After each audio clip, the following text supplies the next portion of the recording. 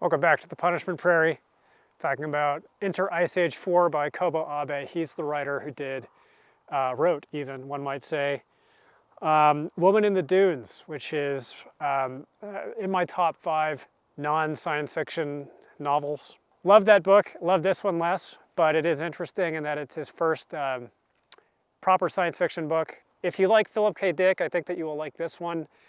It has a lot more resemblance to Philip K. Dick than it does to Woman in the Dunes.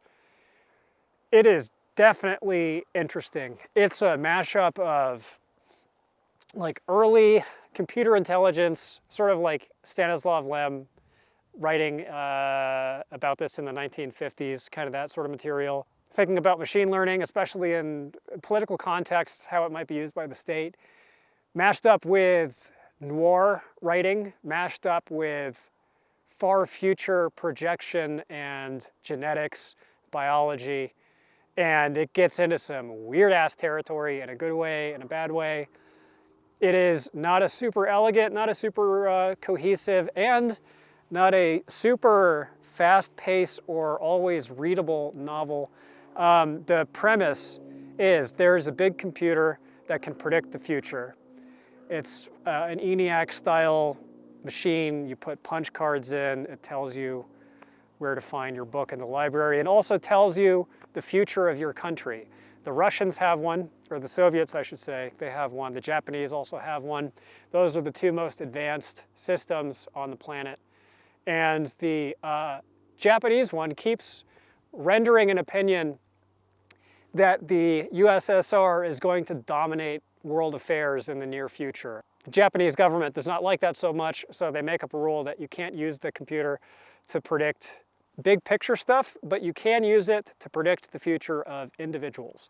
So the head scientist is given orders to go find someone to apply the machine learning to predict their future, I think so that future projections that are bigger in scope can be inferred from that person's future.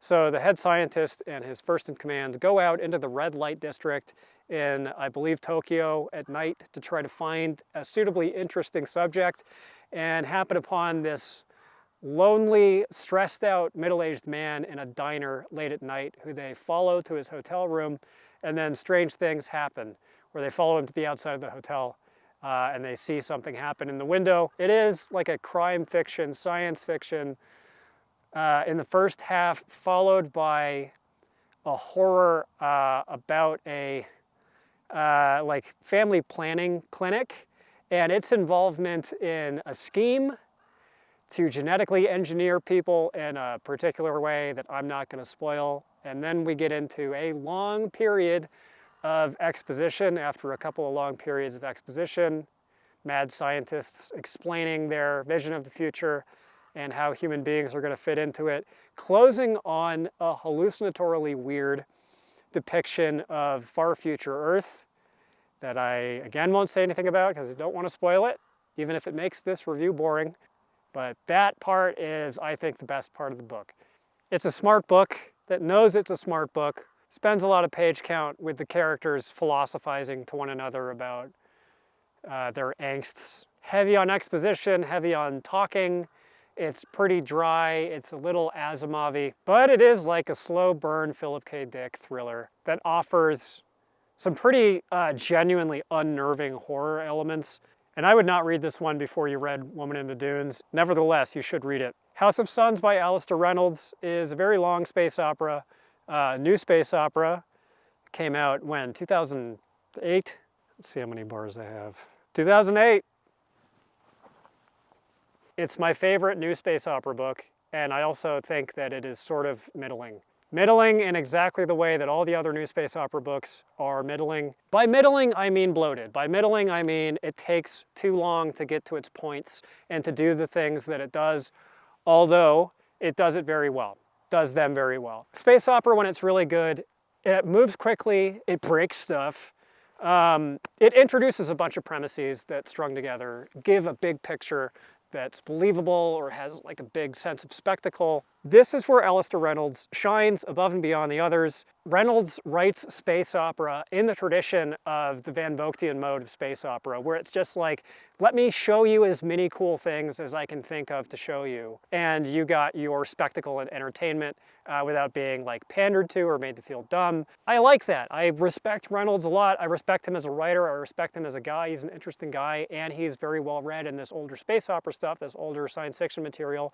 And those influences he wears on his sleeve more than the other writers. And I just think that his stuff is more interesting, is more exciting. My personal preference, and I know that he has done this elsewhere, he's written shorter books. My personal preference is for space opera that doesn't pad itself out. Give me more Van Vogt. Give me a 200-page novel that shotgun blasts this stuff right into my bloodstream. I know that that's a mixed metaphor, but just give me the juice and don't make me squeeze too hard for it. And I feel, unfortunately, that that's kind of what happens in these larger space operas. I don't need to read 600 pages to get this effect. Give me the DMT, don't give me the ayahuasca. I've not done either one of them, not really interested in doing either one of them, but the metaphor holds. Give me the juice. House of Suns is the juice. You still got to squeeze for it, but I think that the heart of an old Van Vogtian space opera is in there, and it kind of delivered the old feeling of the Vernor Vinge Zones of Thought books that I don't apparently get from Vernor Vinge as much anymore. I revisited Fire Upon the Deep and did not like it nearly as much on second read through 4 or 5 years later. But House of Suns, I think, being objective, is probably a better book than Fire Upon the Deep, although it's hard to say because a big part of the appeal of that book is just being introduced to the premises for the first time, and it's hard to recapture that same novelty on a reread. But it has a similar sense of scale. The universe is organized along sort of Vingian principles where the galaxy is segregated into different bands of relative habitability.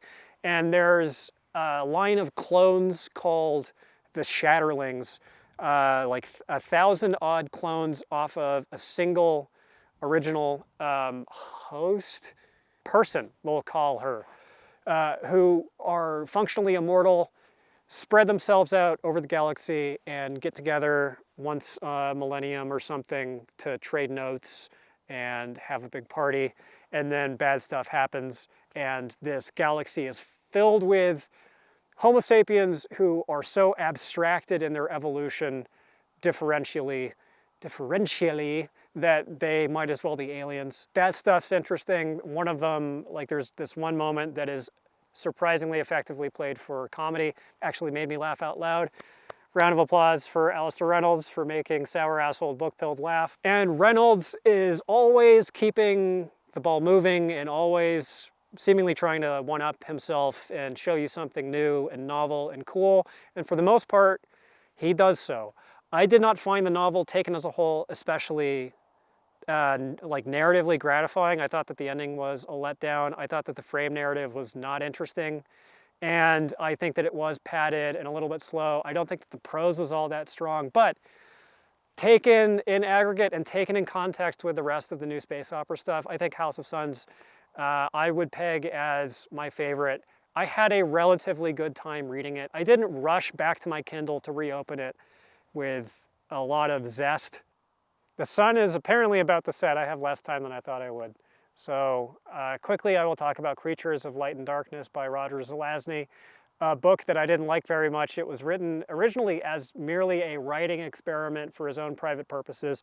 That describes actually a lot of his books, not necessarily that they weren't intended for publication, but much of his writing was experimental, especially around this period, late 60s. Originally, it was not meant to be published at all, but Samuel Delany read it and then twisted Zelazny's arm into putting it in front of editors who liked it and ultimately did publish it. And it's, I don't know how obscure it is in comparison to other Zelazny works. He wrote fairly prolifically, and he really only is read for a handful of things now.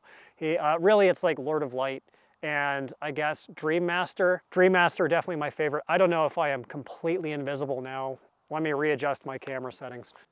All right, we will take advantage of what light we have left. Zelazny would do this thing where he would take the pantheons of gods and goddesses from different myth traditions from around the world and then work them into science fiction books. This is what he did with Hinduism in Lord of Light, and Creatures of Light and Darkness is the Egyptian pantheon, focusing really on, let me try to remember, Horus and Anubis. It opens with Anubis as Lord of the Underworld, commanding an army of these zombie people that he makes engage in gladiatorial combat and recreational sex for his own amusement. And he has a favorite subject who he merely refers to as man, who he sends to the overworld to find and kill a rival god, and in the process uncovers a very convoluted genealogical background and has a final confrontation involving different gods, different chickens coming home to roost. I think that the first part of the book is definitely my favorite. I was excited for it. I thought that it would be good. Turns out no. Turns out no. Turns out no. My grievances with it are all stylistic. Zelazny is a serious writer, despite all of my frustrations with him, and it's not like this is a stupid book. They were just like flourishes that get under my skin. To reiterate again, Zelazny wrote this for his own purposes. He didn't mean it to be a novel that would be read by his readership. So it's kind of nuts to try to demand that it be more narratively coherent than it is, or like to have been premeditatedly written as a novel, because that's not what it is. However, I really did not get on with the experimental prose sections. I didn't get along with the sections that are written in poetry, and I simply found the book incredibly confusing. I recognize that I might be a big dum-dum, but I kind of didn't get it. If you really like Einstein intersection, I think that you would really like Creatures of Light and Darkness. This is a really divisive book. I like the first few chapters. I think it's like reading a new wave version of Mortal Kombat, and then it goes Kerouac on your ass. It gets into freewheeling mode, and it just took its bindle and it hitched its thumb out and it left me behind. Not my thing. Despite all of my frustrations with Zelazny, as I said, I think that he was a serious writer and a serious person. And even though a lot of the pomp and circumstance and aesthetics and flashiness of his writing is like tailor-made to be irritating to me, you still have to pay him the respect of saying that it's not superficial, because it isn't. It's, you know, there's something going on in that book that's potentially worth paying attention to. I couldn't. Me as a reader could not stick the landing of sticking with the book. I did finish it, but I didn't really like it. Patreon's $5, about 200 videos, average runtime, 15-20 minutes each. I do individual book reviews, and I upload there pretty frequently, and people seem to like it. So if you're interested in that, there will be a link below. If not, I will see you again back here soon. Thanks for watching.